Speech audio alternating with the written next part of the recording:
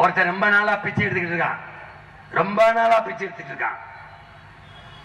திருவோடு வச்சிருக்கான், ஒரு ஓடு, பெரிய ஓடு. ஒருத்தர் கேட்கிறான், என்ன எவ்வளவு நாளா பிச்சை எடுக்கிறீங்க அப்படின்னு. நாங்க ரொம்ப நாளா எடுத்துக்கிட்டு இருக்கோம். எங்க அப்பா எடுத்தாரு, அவர் போகும்போது இந்த ஓடை கொடுத்துட்டு போனாரு, இப்ப நான் எடுக்கிறேன்.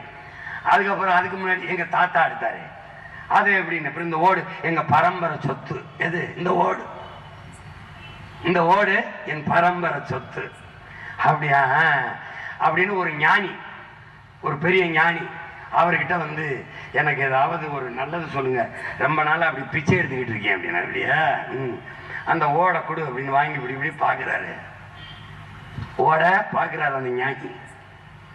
பார்த்துட்டு இப்படி சொன்னவொன்னே பெரியாருன்னு நினச்சிடாத, தாடிங்கிலும் எங்களுக்கு நிறைய ஞானிகள் இருக்கிறாங்க. எங்க அப்பா கார்மேகன் மருத்துவர் படிச்சு பார்த்துலங்க, ஐயா சுப்பராயன், காளிங்கராயன்.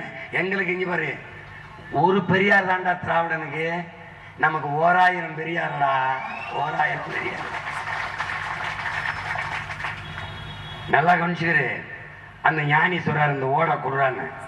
கொடுத்தபடி அவன் அந்த தரையில் வச்சு இப்படி பார்த்துட்டு, இதை கொஞ்சம் தேயிடாங்கிறாரு.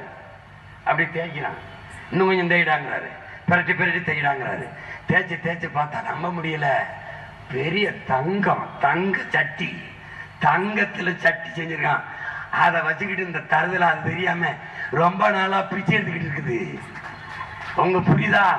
இந்த திரு ஓடு மாறி தமிழ் திரு நாடு. என் அன்பு மக்களே, இந்த நாடு, இந்த நாட்டை நீ போறவன்ட்ட கொடுத்துட்டு 1000 500க்கு பிச்சை எடுத்துக்கிட்டு இருக்க. இவங்களை விரட்டி அடிக்காத வாராய், உனக்கு விடியும் இல்லை முடியும் இல்லை.